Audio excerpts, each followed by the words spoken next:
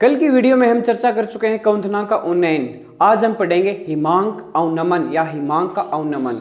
उन्नयन का मतलब होता है वृद्धि होना और अवनमन का मतलब होता है कमी होना। हिमांक अवनमन, सबसे पहले हम हिमांक को परिभाषित करते हैं। हिमांक को हम दो प्रकार से परिभाषित कर सकते हैं। एक तो हिमांक किसी द्रव्य का वह ताप जिस पर वह द्रव अवस्था से ठोस अवस्था में बदल जाता है, उस ताप को हम हिमांक ताप या हिमांक बिंदु कहते हैं या हिमांक कहते हैं। या फिर हम ये कह सकते हैं कि वह ताप जिस पर द्रव अवस्था का वाष्प दाब उसकी ठोस अवस्था के वाष्प दाब के बराबर हो जाए। वह ताप जिस पर द्रव अवस्था का वाष्प दाब उसकी ठोस अवस्था के वाष्प दाब के बराबर हो जाए, उसे हम हिमांक कहते हैं। तो हम ये कह सकते हैं कि अगर द्रव अवस्था का वाष्प दाब उसकी ठोस अवस्था के बराबर हो गया तो जो द्रव पदार्थ है वो ठोस में बदल जाएगा। ठीक है, कल हमने क्वथनांक उन्नयन में यह पढ़ा था कि यदि किसी भी विलायक में कोई अवाष्पशील विलेय पदार्थ उपस्थित है तो उस विलयन का क्वथनांक अधिक हो जाता है। फॉर एग्जाम्पल, मान लो कि हमारे पास जल था, उसका क्वथनांक 373.15 केल्विन होता है। अगर इसमें कोई भी अवाष्पशील विलेय पदार्थ मिला दें, फॉर एग्जाम्पल NaCl मिला सकते हैं, अवाष्पशील विलेय ठोस मिला सकते हैं, तो क्या होगा, इस जो विलयन बन गया, इस विलयन का जो क्वथनांक है वो 373.15 से अधिक हो जाएगा। कितना अधिक होगा ये डिपेंड करेगा अवाष्पशील विलेय पदार्थ की मात्रा पर, उसकी प्रकृति पर। ठीक है, और इसका हमने कल एक एग्जाम्पल भी देखा था। आज हम लगभग सेम वही बात पढ़ रहे हैं, हिमांक अवनमन।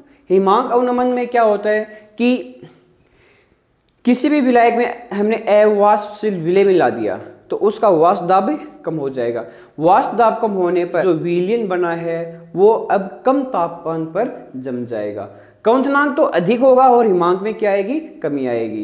यानी क्वथनांक अधिक ताप पर होगा और हिमांक कम ताप पर हो जाएगा। ठीक है, जब किसी अवाष्पशील विलेय को विलायक में मिलाया जाता है तो प्राप्त विलयन का वाष्प दाब कम हो जाता है, जिसे हिमांक में कमी आ जाती है। देखो हमारे पास ये ग्राफ है, इस ग्राफ में शुद्ध विलायक का हिमांक दे रखा है हमें, boiling point, freezing point, T0F शुद्ध विलायक का हिमांक है। जैसे इसमें हमने कोई अवाष्पशील विलेय मिलाया तो अब ये क्या होगा, कम ताप, इसका वाष्प दाब कम हो जाएगा और ये कम तापमान पर ही जम जाएगा। तो इसमें इसके तापमान में कमी आ रही है, यानी कि कम तापमान पर ही जम रहा है। और जो विलयन का जो हिमांक है उसे हम दर्शाएंगे TF से। शुद्ध विलायक का हिमांक T0F और विलयन का हिमांक TF है। इन दोनों में जो अंतर आएगा जिसे हम डेल TF से दर्शाएंगे, और डेल TF को किसके इक्वल होगा, डेल TF किसके इक्वल होगा, T0F माइनस का TF के इक्वल होगा। और इसे हम क्या कहते हैं, हिमांक अवनमन या हिमांक में कमी। देखो शुद्ध विलायक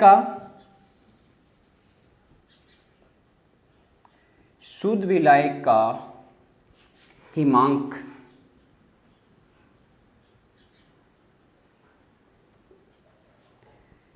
T0F फ्रीजिंग पॉइंट है। शुद्ध विलायक का हिमांक T0F है। वह विलयन का हिमांक कितना हो गया, अब की बार इसमें कमी आ रही है, TF है तो T0F व TF के अंतर को हिमांक अवनमन कहते हैं।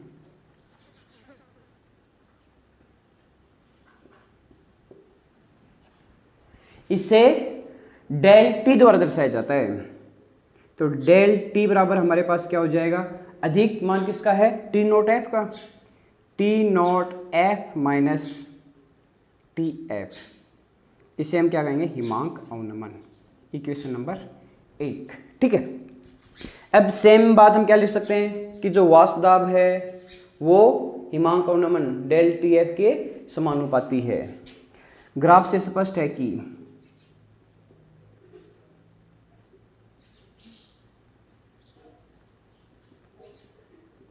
डेल TF समानुपाती डेल P के। भाई वाष्प दाब कम हो रहा है तो जो टेम्परेचर है वो भी कम हो रहा है। अगर दोनों चीज़ें कम हो रही हैं तो समानुपाती। भाई समानुपाती में यही तो होता है, अगर दोनों चीज़ें बढ़ रही हैं तो समानुपाती, अगर दोनों वैल्यू कम हो रही हैं तो भी समानुपाती। तो इस ग्राफ से हमें देखो स्पष्ट पता चल रहा है कि अगर तापमान में कमी आ रही है तो वाष्प दाब भी कम हो रहा है। तो हम क्या बता सकते हैं, डेल टी एफ समानुपाती किसके है, डेल पी के। इक्वेशन नंबर दे दो इसको 2। राउल्ट के नियम से हम लिख सकते हैं, राउल्ट के नियम से डेल पी समानुपाती x2। इक्वेशन नंबर दे दो इसको 2। इक्वेशन 1 और इक्वेशन 2 से देखना, डेल टी एफ समानुपाती डेल पी और डेल पी समानुपाती x2, या फिर हम ये बोल सकते हैं डेल टी एफ समानुपाती डेल पी समानुपाती x2। तो डेल टी एफ भी किसके समानुपाती हो जाएगा, x2 की। इक्वेशन 1 व इक्वेशन 2 से डेल टी एफ समानुपाती हम किसके दर्शा सकते हैं, x2 की। डेल टी एफ इक्वल समानुपाती तो एक स्थिरांक आएगा k x2। अब हमें वही x2 की वैल्यू रखनी है। Del T F equal k n2 बटे n1 प्लस n2। यहाँ पे आप दर्शा सकते हो x2 इक्वल होता है हमारा n2 बटे n1 plus n2। Mole and solid topic में हम इसकी चर्चा कर चुके हैं। तनु विलीनों के लिए n2 का मान है काफ़ी छोटा होता है n1 से, तो हम क्या करते हैं, इसको हर में छोड़ देते हैं। अगर छोड़ना चाहो तो न छोड़ो तो भी कोई दिक्कत नहीं आएगी। तो डेल टी एफ हमारे पास क्या हो जाएगा, k इंटू n2 बटे n1। इसको इक्वेशन नंबर आप दे दो 3। इक्वेशन 3 में n2 और n1 मोल है, तो यहाँ पे n की वैल्यू रख दो। अगर हमें किसी भी पदार्थ का मोल निकालना है तो हमें कौन सा सूत्र लगता है, W/m का। तो n बराबर होता है W/m, तो n1 बराबर हो जाएगा W1/m1 और n2 बराबर हो जाएगा W2/m2। ये दोनों वैल्यू इक्वेशन 3 में रख दो, तो क्या हो जाएगा, del T F equal k n2 हमारे पास है W2/m2 मल्टीप्लाई n1 नीचे है तो ये ऊपर जाएगा तो उल्टा हो जाएगा m1 बटा W2। इसको इक्वेशन नंबर दे दो 4। वही सेम बात चलेगी, ये वाला जो मान है वो मोललता m के समानुपाती होता है, या फिर मैं दोबारा बता देता हूँ। मोललता m बराबर क्या होता है, विलेय के मोल बटे में विलायक का द्रव्यमान किलोग्राम में। विलेय के मोल जिससे हम दर्शाते हैं n2 से, विलायक का द्रव्यमान जिसको हम दर्शाएंगे W1 से। यहाँ से हम n2 की वैल्यू रखेंगे तो n2 W2 बटा m2। तो इसको हम क्या लिख सकते हैं, m इक्वल W2 बटा m2 और इंटू W1। ये किसके इक्वल चलता है, मोललता m के। देखो W2 बटा m2 इंटू यहाँ पे W1 आएगा। किसके इक्वल चलता है, W1 के। ये वाली पूरी वैल्यू रख दो मोललता m के बराबर। तो डेल टी बराबर क्या हो जाएगा, डेल टी एफ बराबर क्या हो जाएगा, हमारे पास k बचा हुआ है मल्टीप्लाई हमारे पास m1 बचा हुआ है, और ये वाली पूरी वैल्यू हमने रख दी मोललता m की। ठीक है, k इंटू m1, k भी स्थिरांक है और m1 भी यहाँ पर स्थिरांक रहता है। तो डेल टी एफ बराबर हो जाएगा, इनकी जो k इंटू m1 दोनों स्थिरांक हैं, इसको मैं ऊपर लिख रहा हूँ। यहाँ पर k भी स्थिरांक है, m1 भी स्थिरांक है, इसका जो मान है वो kf की इक्वल हो जाएगा। जो भी क्या है, डेल टी एफ इक्वल हो जाएगा kf इंटू मोललता m, जहां kf समानुपातिक स्थिरांक है जिसे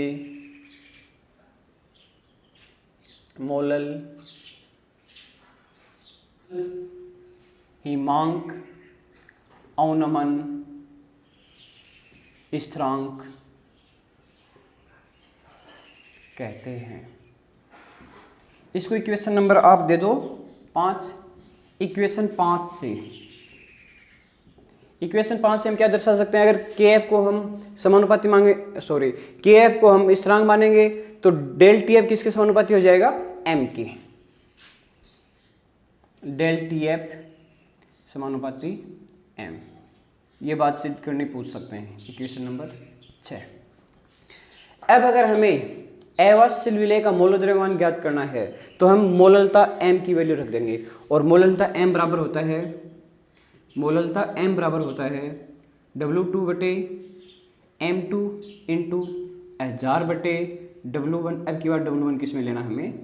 ग्राम में। वही बात है, ये वैल्यू किस में रख दो? इक्वेशन 5 में, इस वाली में m की वैल्यू रख दो। तो हमारे पास डेल टी एफ बराबर क्या हो जाएगा? के एफ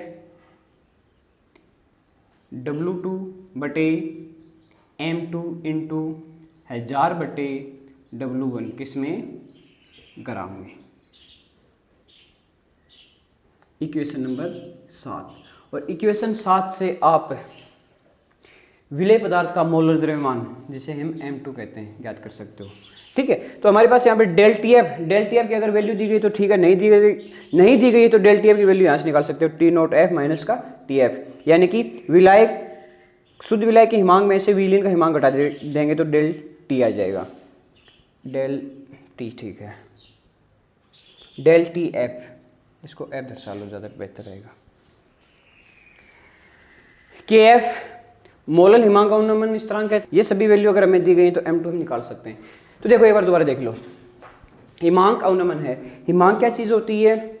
जब किसी हिमांक क्या चीज़ होती है? वह ताप जिस पर द्रव अवस्था का वाष्प दाब उसकी ठोस अवस्था के वाष्प दाब के बराबर हो जाए, उसे हम हिमांक कहते हैं। और हिमांक बिंदु पर जो द्रव पदार्थ होता है वो ठोस अवस्था में बदल जाता है। क्वथनांक उन्नयन में हमने कल एक बात पढ़ी थी कि अगर हम अवाष्पशील विलेय को विलायक में मिलाते हैं तो उसका वाष्प दाब कम हो जाता है, और जो विलयन बनेगा उस विलयन का जो क्वथनांक होगा वो विलायक के क्वथनांक से अधिक होगा। ठीक है, उसे तो हम क्वथनांक उन्नयन कहेंगे। अगर हम उसी विलयन के हिमांक की बात करें तो जो हिमांक है वो अब कम ताप पर होगा। मान लो कि जो जल है वो 0 डिग्री सेल्सियस तापमान या 273 केल्विन तापमान पर जमता है। ठीक है, 273 केल्विन तापमान पर या 0 डिग्री सेल्सियस तापमान पर जमता है। अगर जल में हमने मान लो कि अवाष्पशील ठोस विलेय मिला दिया नमक, तो जो जल है वो 0 डिग्री सेल्सियस तापमान पर न जम के ये पहले ही जम जाएगा, 1, 2, 3 निर्भर करेगा नमक की मात्रा पर। तो ये 1 डिग्री सेल्सियस तापमान पर जम रहा है, कब जमेगा? नमक मिलाने के बाद में।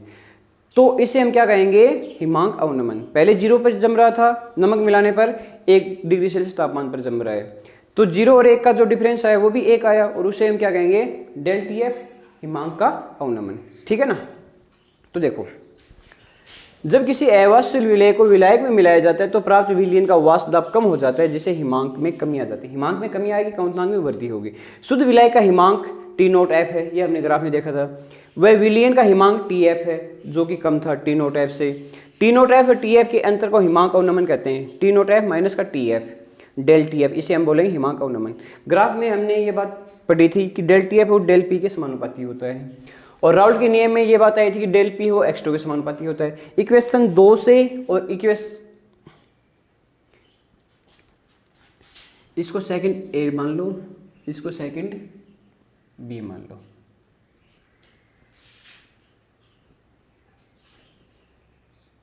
सेकंड ए और सेकंड बी से इक्वेशन, इसको सेकंड बी दे दो। इक्वेशन सेकंड ए व सेकंड बी से हम क्या लिख सकते हैं? डेल टी एफ समानुपाती x2।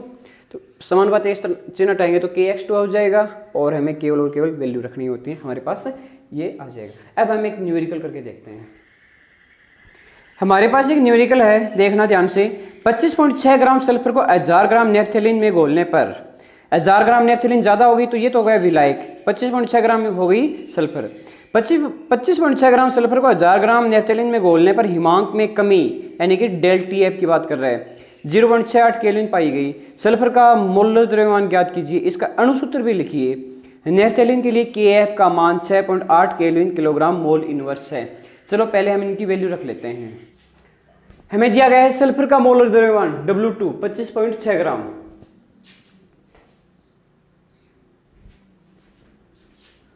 हाँ देखो, हमें दिया गया है सल्फर का मोलर द्रव्यमान W2 25.6 ग्राम। नेफ्थेलिन का द्रव्यमान 1000 ग्राम। तो भाई ये विलायक हो गई, ये विलय हो गई। हिमांक अवनमन 0.68 केल्विन दिया गया है। KF का मान हमें 6.8 केल्विन किलोग्राम प्रति मोल दिया गया है और हमें सल्फर का मोलर द्रव्यमान ज्ञात करना है। तो देखो लास्ट वाली इक्वेशन हमारी आई थी, डेल TF इक्वल होता है KF इंटू W2 बटे M2 मल्टीप्लाई 1000 बटे W1 जो कि हमें लेना है ग्राम में। डेल TF की वैल्यू हमें दी गई है 0.68 केल्विन। KF हमें दिया गया है 6.8 केल्विन, ये वैल्यू बाद में कर लेंगे, इनटू डेल TF हमें दिया गया है 0.68, KF हमें दिया गया है 6.8 इंटू W2 हमें दिया गया है 25.6 ग्राम। M2 हमें निकालना है 1000 बटे W1 हमें दोबारा 1000 दिया गया है 1000 ग्राम। 1000 से 1000 कैंसिल हो गए, पॉइंट के बाद में 1 और 2 और इस साइड में पॉइंट के बाद में 2 है तो पॉइंट से पॉइंट कैंसिल हो गए। हमारे पास बचा 68 इक्वल 68 मल्टीप्लाई 256 अपॉन W2। 68 से 68 कैंसिल हो गए तो क्रॉस मल्टीप्लाई करेंगे तो M2 इक्वल आ गया 256 ग्राम। एक आपका आंसर आ गया ये वाला, यानी कि जो सल्फर है उसका मोलर द्रव्यमान कितना होगा 256 ग्राम। और इसका हमें अणुसूत्र भी लिखना निकालना है। देखो माना अणुसूत्र कैसे निकालेंगे, माना सल्फर का अणुसूत्र, भाई आपसे पूछ ले कि ऑक्सीजन का अणुसूत्र क्या होता है तो आप O2 बताओगे, उसी तरह सल्फर का क्या होता है SX मान लो, हमें X की पता नहीं कितनी है। सल्फर का अणुभार कितना होता है, सल्फर का अणुभार 32 ग्राम होता है, 32 ग्राम 32 ग्राम। तो हम क्या लिख देंगे SX, यानी कि जब हम 32 ग्राम को X से मल्टीप्लाई करेंगे तो 256 ग्राम आना चाहिए, 256 ग्राम, या फिर S इंटू एक्स इक्वल 256 ग्राम। S की वैल्यू हमारे पास है 32 को X से मल्टीप्लाई किया तो 32x इक्वल 256, X इक्वल हो जाएगा 256 अपॉन 32, X इक्वल आ जाएगा हमारा 8। ठीक है, तो X की जगह लिख दो 8। तो सल्फर का अणुसूत्र क्या हो जाएगा, या विलेय पदार्थ का अणुसूत्र क्या हो जाएगा, विलेय पदार्थ का अणुसूत्र SX की जगह लिख दो, जो वैल्यू आई वो 8 इस वाले में। ठीक है, एक आपका ये वाला आंसर आ गया।